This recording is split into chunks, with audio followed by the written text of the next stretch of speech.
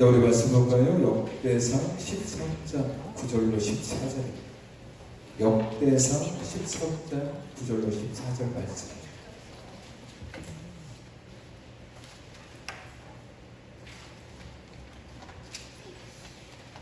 역대상 13장 9절로 14절입니다. 기돈의 타작마당에 이르러서는 소들이 힘으로 우사가 손을 펴서 궤를 붙들었더니 우사가 손을 펴서 궤를 붙듦으로 말미암아 여호와께서 진노하사 치심에 그가 거기 하나님 앞에서 죽으니라. 여호와께서 우사의 몸을 찢으셨으므로 다윗이 노하여 그곳을 베레스 우사라 부르니 그 이름이 오늘까지 이르니라. 그날에 다윗이 하나님을 두려워하여 이르되 내가 어떻게 하나님의 궤를 내 곳으로 오게 하리요 하고 다윗이 궤를 옮겨 자기가 있는 다윗성으로 메어들이지 못하고 그 대신 가드 사람 오벳에돔의 집으로 메어가니라. 하나님의 궤가 오벳에돔의 집에서 그의 가족과 함께 석 달을 있으니라.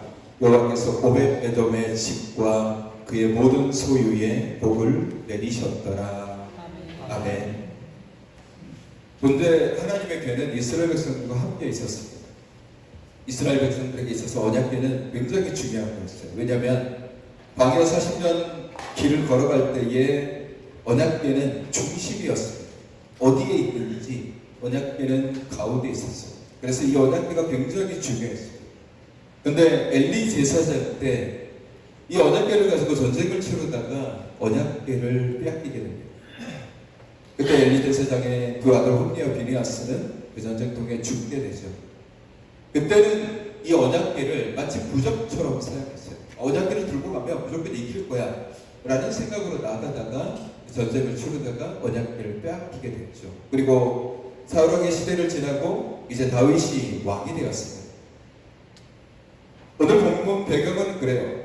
다윗이 왕이 되고 난 다음에 다윗이 가장 하고 싶었던 게 뭐냐면 하나님의 언약궤를 다시 이스라엘 품 안으로 데리고 들어오는 거예요. 하나님의 언약궤가 있어야 될 자리로 하나님의 언약궤를 다시 제자리로 돌리는 겁니다. 그래서 이제 언약궤를 우사가 있는 그리고 기랏 여아림이라고 하는 아비나답의 집 그쪽에서 데리고 와야 되는데 하나님의 언약궤를 데리고 와야 되는데 다윗이 이스라엘 온 백성들을 거닐고 소거치고 장구치고 노래하는 사람들 병사들만 한 3만 명 정도 모여가지고 환영식까지 하면서 언약궤가 이제 우리 안으로 들어온다 라고 그렇게 춤추면서 맞이하는 광경이 역대상 13장에 있어요. 그래서 언약궤를 수레에다가 싣고 우사가 진드주의를 해가지고 언약궤를 끌고 다윗성으로 옮겨가기 시작합니다. 근데 문제는 오늘 본문 말씀에 나와 있죠. 기돈의 타작마당에 이르렀을 때에 갑자기 수레를 끌던 소들이 날뛰기 시작합니다. 수레에는 뭐가 실려있냐면 언약궤가 실려있어요. 근데 소들이 날뛰면 언약궤가 흔들거리면서 떨어질 수 있잖아요. 그러니까 우사는 이 언약궤를 옮기는 그 과정의 총책임자였어요.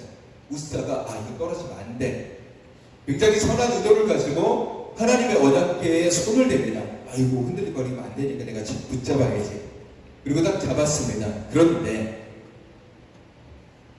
그 순간 어떤 일이 벌어지냐면 오늘 본문 말씀에 보면 하나님께서 우사가 손을 펴서 궤를 붙들므로 말미암아 진노하시고 치셔서 우사가 죽게 되는데 어떻게 죽냐면 찢겨서 죽습니다. 굉장히 잔혹하게 벌을 받아서 죽음을 당해요.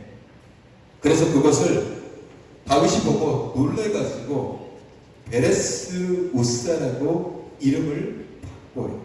이 베레스 우사라는 뜻이 뭐냐면 우사를 치셨다 혹은 우사의 부러짐이라는 뜻이에요. 그러니까 말 그대로 우사가 그곳에서 죽었다라는 뜻이 베레스 우사예요. 그 순간에 축제의 현장이었어요. 하나님의 언약궤가 들어오니까 얼마나 기뻐요. 축제의 현장이었는데 갑자기 우사가 죽는 바람에, 그것도 사람들이 보는 앞에서 찢겨 죽는 바람에 갑자기 이 환경이 완전히 뒤바뀌어 버립니다. 그리고 다윗이 가장 열망했던 게 언약궤가 들어오는 것이었는데, 이게 얼마나 무서운 일이었냐면, 다윗이 12절에 뭐라고 얘기하냐면, 다윗은 하나님을 두려워하여 이르되 내가 어떻게 하나님의 궤를 내 곳에 오게 하리요 라고 얘기해요. 다윗까지 이 언약궤를 두려워하기 시작했어요. 무섭단 말이에요. 이건 나도 잘못 건드리면 죽을 수 있겠는데. 그래서 예루살렘 다윗성으로 이 언약궤를 가져가기를 꺼려하고, 길가에 있던 가장 가까이, 그 베레스 우스와 가장 가까이 있었던 한 사람의 집으로 언약궤를 돌려버려요. 그 사람이 누구냐면 가드 사람 오벳 에돔이라는 사람의 집이. 가드 사람, 가드가 어딜까요? 가드 지방이 어디냐면요, 여러분이 잘 아는 사람의 이름이 나옵니다. 골리앗이라는 사람이죠. 골리앗의 고향이 가디. 그러면 가드는 블레셋 지역이라고 보면 돼요. 그러면 가드 사람 오벳 에돔은 이방인인가? 아무리 위급한 상황이라고 하나님의 언약궤를 이방인에게 맡기겠습니까? 오벳 에돔은 이방인은 아니고, 가디에는 살고 있지만 오벳 에돔은 레위. 그의 조상은 누구냐? 고라예요. 그러니까 고라 자손 중에 오벳 에돔이 있었어요. 레위죠. 그래서 언약궤가 그 집안에 있어도 상관없는 그런 사람. 그래서 오벳 에돔의 집에다가 하나님의 언약궤를 이제 메고 가서 거기에 석 달 동안 모십니다. 여러분, 오벳 에돔의 입장에서 어떨까요? 오벳 에돔도 거기에 같이 있었어요. 현장에.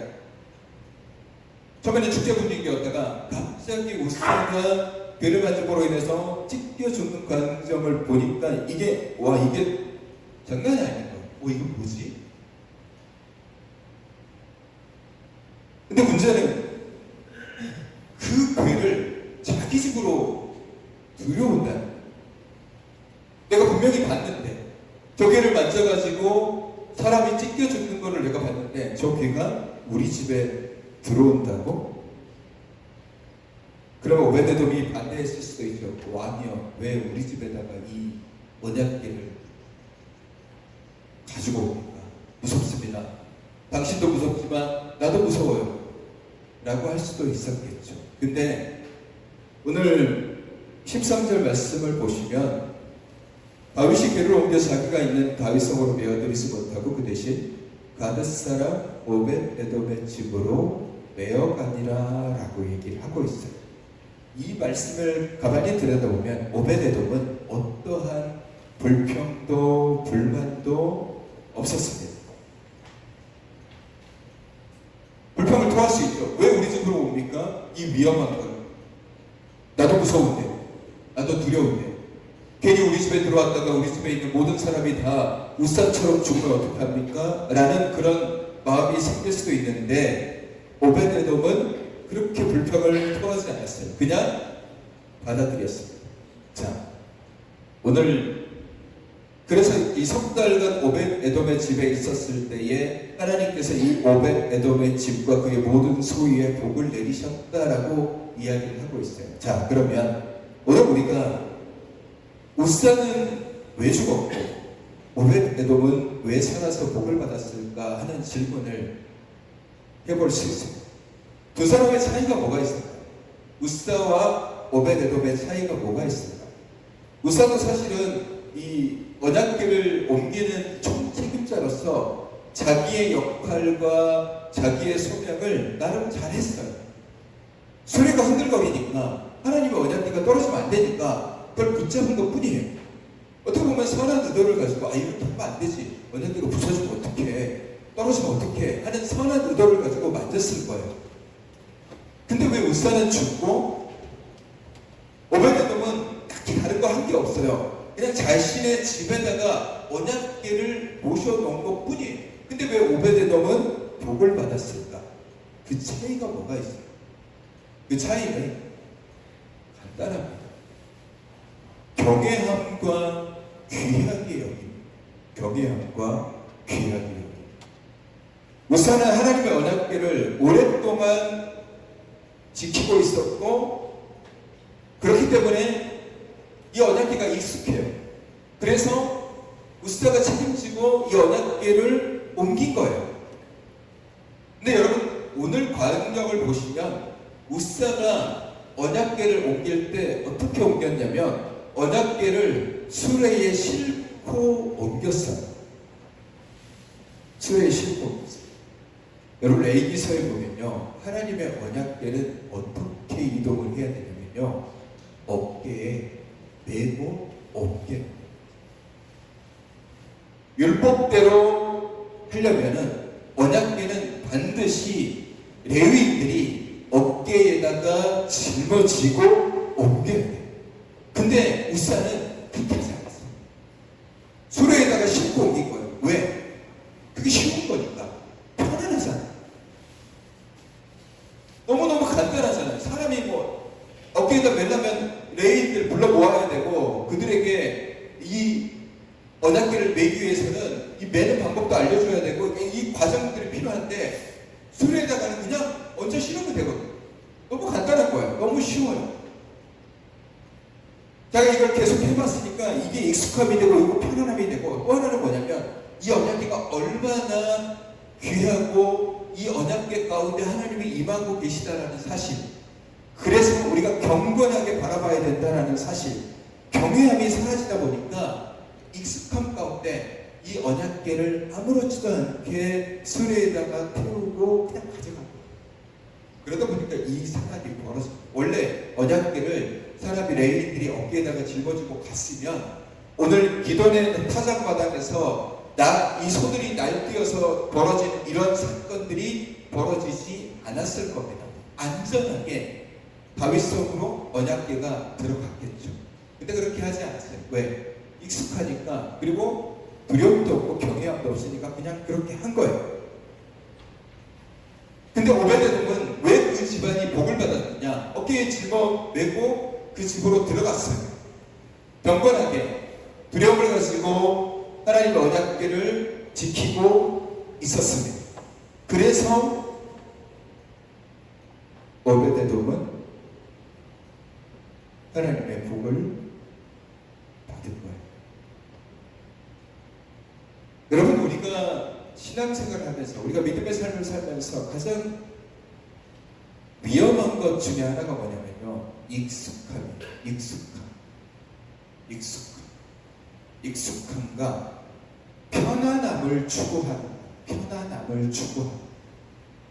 평안을 갖는 것은, 그거는 하나님이 우리에게 주시는 평안이기 때문에, 평안은 내 안에 감사와 내 안에 소망이 있기 때문에 좋은 거지만, 평안은 다른 거예요. 평안은 게으름이 들어오기 시작하고 잠을 자기 시작해요. 그리고 그것을 더 편하게 하기 위해서 익숙하게 돼요. 그리고 익숙하게 되고 편안하게 되고, 그렇게 되면은 뭐가 사라지게 되냐면 경외함이 사라지게 되고 귀하게 여기는 것들이 사라져요.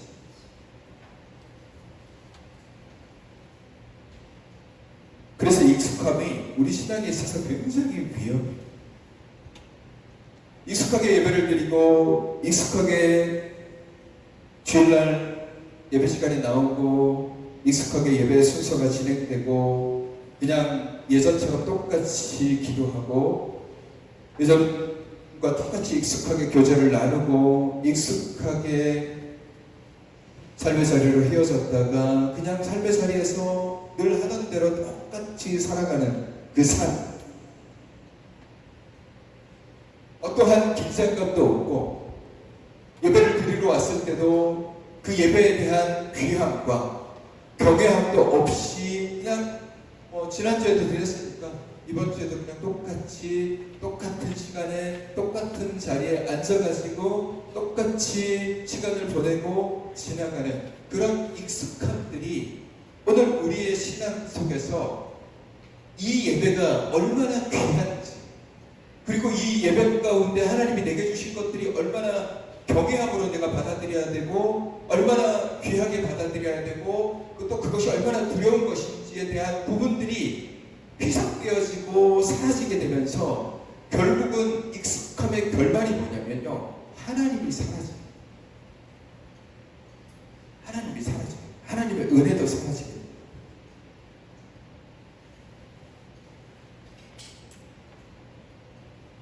그러니까 우리의 익숙함이 결국 뭘 사라지게 하냐면 하나님을 사라지게 하는 겁니다.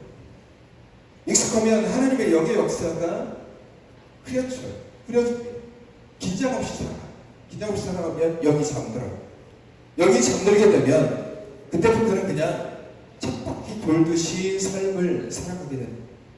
여러분, 우사의 문제가 어떤 거냐면 바로 이거였어요. 예배가 익숙해지고 말씀이 익숙해지고 직분이 익숙해지고 하나님을 대하는 태도가 거룩함, 긴장감과 경외함이 사라지면서 익숙하기 시작하다 보니까, 그러다 보니까 그냥 경솔해져요.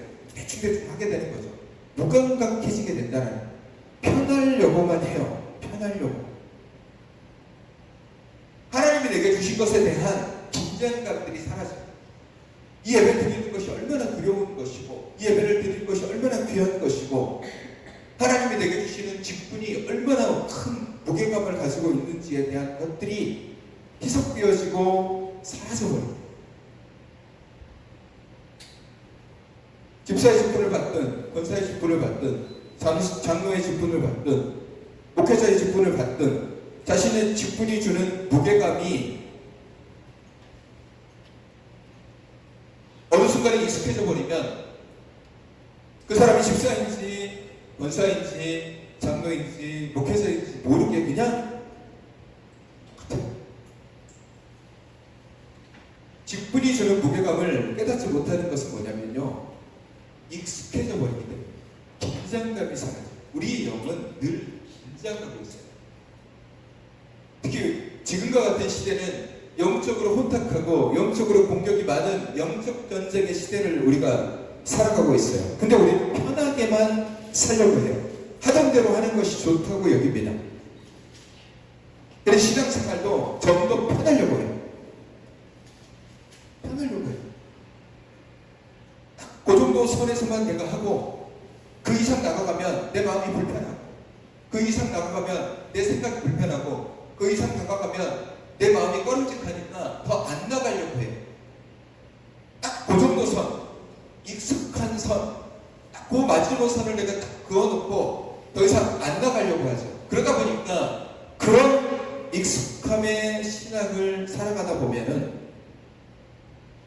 우리의 신앙은 정체되기 시작하고, 우사와 같이 어깨에 메고 언약궤를 옮겨야 되는데 뭘 옮겨야 돼? 그냥 수레를 싣고 가면 되지. 그렇게 됩니다. 뭐로 신앙생활 힘들게 해? 그냥 예배 시간에 왔다만 가면 되지 뭐. 라는 신앙이 돼버려요. 어떤데 기도를 해? 그냥 이 정도만 하면 되지. 우리의 익숙함은 우리를 그렇게 만들어놔요. 그러다 보면 우리의 육신이 편해지는 것이 아니라 우리의 마음까지 편해집니다. 여러분, 우리의 신앙은 그렇게 되면 안 됩니다. 우리의 신앙은 그렇게 되면 안 돼요. 우리의 신앙은 긴장해요. 여러분, 베드로전서 1장 13절 말씀을 보시면 우리 같이 읽어볼까요? 시작. 그러므로 너희 마음의 허리를 동이고 근신하여 예수 그리스도께서 나타나실 때에 너희에게 가져다 주실 은혜를 온전히 바랄지어다. 아멘. 주님이 주실 은혜를 온전히 바라기 위해서는 뭘 해야 되냐면 그냥 가만히 입 벌리고 있으면 안 돼요. 마음의 허리를 동이고 근신하는 거 있어요. 허리를 동여야 돼요. 여기서 마음의 허리를 동이다라는 이 헬라어 표현을 직역으로 해석을 하면 치렁치렁한 긴 옷의 옷자락을 허리띠로 묶고 올려서 당장이라도 떠날 준비를 하라는 것이에요. 당장이라도 떠날 준비를 하라는 거예요. 항상 긴장하고 있으라는 거예요. 허리를 동이라는 것은 언제든지 내가 떠날 수 있도록 단단하게 내가 쪼여서 준비를 하고 있으라는 거예요. 여러분, 지금의 시대가 편한 것 같죠? 과거에 비해서 우리의 의식주 수준이 올라가고 삶이 평탄한 것 같고 물질적으로도 좀 평안한 것 같고 이 삶의 질도 많이 올라갔잖아요. 그러다 보니까 우리의 영도 그렇게 돼버립니다. 우리의 영도 우리의 마음의 옷깃이 그냥 칠랄레처럼 그냥 한껏 펼쳐져 있어요. 언제든지 우리가 바짝 긴장해서 출발해서 떠날 준비도 해야 되고 움직일 준비도 해야 되고 전쟁을 치를 준비도 해야 되는데 그냥 치렁치렁 해야 돼요. 우사는 고상태였어요. 긴장감이 사라졌어요. 옷이 그냥 펼쳐져 있어요. 근데 오베데돔은 그러지 않았습니다. 오베데돔은 거룩한 하나님 앞에서 영적인 옷깃을 여맵니다. 허리를 동여. 사랑하는 성도 여러분, 우리가 주일을 대할 때, 예배를 드릴 때에, 그리고 기도의 자리에 나아갈 때에 우선처럼 습관처럼 나아가고 계십니다. 이 자리에 나왔을 때 11시 예배니까 그래 그 즈음 맞춰가지고 그냥 가면 되겠지. 그리고 그 시간이 되면 그냥 그 자리에서 1시간 정도 찬양하라고 그러면 찬양하고 박수치라고 그러면 박수치고 말씀 읽으라 그러면 말씀 읽고 설교 시간에 설교 듣고 그리고 끝. 우리가 어쩌면 우리의 신앙이 익숙함이라는 그 단어처럼 점점 더 습관화되고 익숙해져 버리기 시작하면은 결국 우리의 신앙에서 하나님이 사라지기 시작하는 거예요. 그냥 껍데기의 신앙만 가지고 살아가게 되는 겁니다. 오베데돔은 거룩한 두려움을 가지고 하나님의 언약궤를 자기의 집으로 옮겼습니다. 수레에 싣고 아니요, 어깨에 메고 자기의 집으로 모셔다 드립니다. 오베데돔은 이 언약궤가 하나님이 함께 계시는 언약궤임을 알고 있었습니다. 영적 병해감으로 언약궤를 받아들이고 그 언약궤를 자신의 집에 3달 동안 모셔드립니다. 그렇기 때문에 오베데돔의 집에 하나님의 복이 임하게 됩니다. 우리에게 하나님이 주신 것들은 많습니다. 여러분에게 하나님이 주신 것들이 많죠. 하나님의 사랑도 주셨고 하나님의 그래서 우리에게 재능도 주셨고 달란트도 주셨고 가정도 주셨고 내가 지금 누리고 있는 것들을 하나님이 주셨단 말이에요. 근데 우리가 삶을 찾아보면 이게 마치 당연한 것 같아요. 내가 누리고 있는 모든 것이 당연한 것 같아요. 내가 가지고 있는 것이 당연한 것 같아요. 이 익숙함이 계속되다 보면 이걸 귀하게 여기자. 이거 당연히 내 건데? 이거 당연히 내 건데? 익숙함은 귀함을 없애버려요. 그리고 그 귀함이 사라지면 이것이 하나님이 내게 주셨다는 사실을 잃어버리게 됩니다. 그때부터 우리 안에 드는 것이 뭐냐? 이건 다 내가 한 거야 라는 교만함이 슬슬 나오기 시작하는 겁니다. 오늘 나중에 이 본문 말씀의 후속 이야기를 해보면 오베데돔이 자기의 집에서 3달 동안 이렇게 언약궤를 모시다 보니까 하나님께서 오베데돔뿐만 아니라 오늘 말씀 보면 모든 소유에도 복을 주십니다. 단지 오베데돔이라는 한 사람에게만 복을 주신 것이 아니라 그 가정 그리고 그가 가지고 있는 소유 나귀가 있으면 나귀, 소가 있으면 소 이런 모든 것까지 하나님께서 복을 주신 거예요. 그리고 그 소문이 다윗에게까지 가게 돼요. 그리고 오베데돔의 이 복은 이런 물질의 복에서만 그친 것이 아니에요.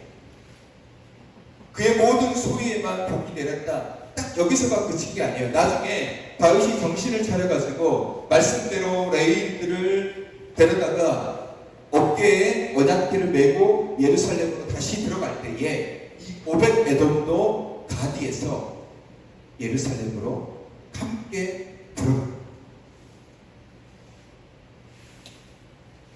함께 들어가서 나중에 역대상 이 15장에 보면 그 오벳에돔이 어떻게 되냐면 이 언약궤를 지키는 성전의 문지기가 돼요. 오벳에돔 그렇게 된다. 자기가 언약궤를 같이 가지고 있었다 보니까 이게 얼마나 기쁘고 얼마나 즐거우고 이 귀한 일을 하나님이 내게 맡기셨다라는 사실에 대해서 너무너무 감사했기 때문에 자기 집을 떠났을 때 너무너무 아쉬워한 거예요. 그래서 하나님의 언약궤가 있는 예루살렘 성으로 들어가서 자기는 그 성의 문지기로서 성전의 문지기로서 있는 것이 나는 오히려 더 복되다라고 여기고 성전 문지기가 됩니다. 시편에 그런 말씀이 있죠. 시편 83편 10절 말씀에 함께 읽어볼까요? 시작. 주의 공정의 성의 한 날이 다른 곳에서의 한 달보다 나은즉 악인의 장막에 사는 것보다 내 하나님의 성전 문지기로 있는 것이 좋사오니. 아멘. 딱 이 말씀에 부합되는 사람이 누구냐? 오벳 에돔의 삶이. 그는 하나님의 복을 받았어요. 어떻게? 하나님의 언약궤를 귀하게 여기고 하나님의 것을 귀하게 여기고 경외감으로 받아들이다 보니까 하나님께서 그에게 복을 주셨어요. 근데 물질의 복만 누린 것이 아니라 그의 영의 축복까지 누렸어요. 이게 너무너무 좋으니까 그러면 내가 지금까지의 삶을 사는 것보다 하나님 성전, 이 언약궤를 지키는 나는 문지기로 있는 것이 내 평생 훨씬 더 귀하고 복돼. 그래서 문지기로 가요. 그리고 역대상 26장에 보면 하나님께서 오벳에돔에게 8명의 아들이 있었는데 그 8명의 아들을 향해서 다 능력이 있어 그 직무를 잘하는 자들이다라고 축복해 주셨고 그 아들을 통해서 62명이라는 강력한 영적인 리더들이 그 오벳에돔이라는 사람을 통해서 나오게 돼요. 하나님이 그 가문 통째로 영적인 복을 주십니다. 왜? 하나님의 것을 귀하게 여기기 때문에. 단순하게 언약궤가 그 안에 있어서 그에게 복이 임한 것이 아니라 하나님이 내게 주신 것을 귀하게 여겼기 때문에 복을 받아요. 여러분, 우리에게 언약궤는 없죠. 그러나 하나님이 여러분에게 주신 것이 있어요. 근데 어쩌면 우리는 하나님이 내게 주신 것을 너무 가볍게 여길 때도 있어요. 내게 주신 재능들, 내게 주신 달란트들, 하나님이 내 삶에 주신 그런 은사, 은혜들, 그걸 너무 가볍게 여기거나 쉽게 여길 수 있어요. 근데 하나님은 내가 그것을 귀하게 여기고 하나님 내가 찬양할 수 있는 이 은사를 주심을 감사합니다. 하나님 기도할 수 있는 은사를 주심을 감사합니다. 섬길 수 있는 은사를 주심을 감사합니다. 가르치는 은사를 주심을 감사합니다. 내가 이것을 귀하게 여기고 이 은사를 가지고 혹은 내게 주신 직분을 가지고 귀하게 여겨서 하나님 내가 주신 이 직분을 내가 더 귀하게 내가 더 복되게 사용하겠습니다. 그러면 그 직분을 통해서 내가 귀하게 여긴 하나님의 것을 통해서 하나님께서 내게 복을 주신다. 우리는 복 받기를 원하잖아요. 어떻게 복을 받느냐? 아무것도 없는 데서 하나님께서 내게 복을 주시는 것이 아니라 내가 하나님의 것을 귀하게 여기면 그 귀하게 여기신 하나님의 것을 통해서 하나님께서 내게 복을 주신다는 그걸 믿으셔야 돼요. 오벳에돔이 왜 복을 받았습니까? 단순히 언약궤가 그 집안에 들어갔기 때문에 복을 받은 것이 아니라 오벳에돔이 그 언약궤를 귀하게 여겼기 때문에 경외하게 바라봤기 때문에 그래서 하나님께서 오벳에돔의 집에 복을 주십니다. 우리 가정도 복을 받기를 원하시죠? 여러분의 삶도 복을 받기 원하시죠? 여러분의 인생에 복을 받기 원하시죠? 그러면 하나님이 내게 주신 것을 귀하게 여기십시오. 내가 예배를 드릴 수 있다는 사실에 귀하게 여기세요. 내가 기도할 수 있다는 것도 귀하게 여기세요. 내가 찬양할 수 있다는 것도 귀하게 여기세요. 내 옆에 있는 사람에게 내가 사랑을 전할 수 있다는 것도 귀하게 여기세요. 섬길 수 있는 것도 귀하게 여기세요. 그것을 내가 귀하게 여기고 귀하게 여김으로 인해서 그것을 내가 더 행하고 그것을 또 내가 열심을 다해서 깨어 행하면 하나님은 그것을 통해서 내게 복을 주시고 나를 축복하시고 내게 더 많은 것들을 주십니다. 축복의 통로가 어디 있는 줄 아십니까? 축복의 통로는 따로 있는 게 아니에요. 축복의 통로는 하나님이 내게 주신 것을 내가 귀하게 여기면 그것이 축복의 통로가 될 줄로 믿습니다. 하나님이 내게 섬김의 은사를 주셨으면 내가 섬길 때 그것이 내게 축복의 통로가 되고, 내가 가르친다면 그 가르침의 은사를 통해서 내가 더 그걸 귀하게 여기서 기쁨으로 행한다면 그것이 나의 축복의 통로가 되는 거예요. 내가 이웃을 용서했어요. 그 사람이 나를 미워함에도 불구하고 내가 그 사람을 용서했어요. 그 용서가 내가 하나님이 내게 주신 것이기에 내가 귀하게 여기고 용서했다면 그것이 내게 축복의 통로가 돼요. 그것을 통해서 하나님께서 내게 복을 주시고 나를 더 귀하게 사용하신다는, 사랑하는 성도 여러분, 오늘 나의 가정, 오늘 나의 삶, 오늘 나의 일터가, 오늘 나의 심령이 복을 받고 하나님의 은혜를 누리는 것은 오벳 에돔처럼 하나님이 내게 주신 것을 귀하게 여기고 기쁘게 여기고 감사하게 여기고 경외함을 가지고 바라볼 때입니다. 여러분, 뭐든지 익숙함에 빠져들지 마십시오. 예배를 드리러 들어왔을 때 익숙하게 그냥 전과 똑같이 아무 생각 없이 아무런 감정 없이 선을 그어놓고 이 정도까지만 내가 예배를 드리고 이 정도까지만 내가 다가가고 이 정도까지만 내가 행해도 괜찮겠지 라는 그런 선을 가지고 믿음의 삶을 살아가지 마시고, 내가 예배 드리는 거 얼마나 귀하고 값진지, 내가 섬길 수 있는 것이 얼마나 귀하고 값진지, 내가 찬양할 수 있는 것들이 얼마나 귀하고 값진지를 우리가 잘 기억하시고 하나님의 복된 축복의 통로에 하나님의 귀한 것들을 믿음으로 잘, 기쁨으로 잘 행하셔서 주님의 귀한 복을 누리시는 저와 여러분이 되시기를 주님의 이름으로 축원합니다.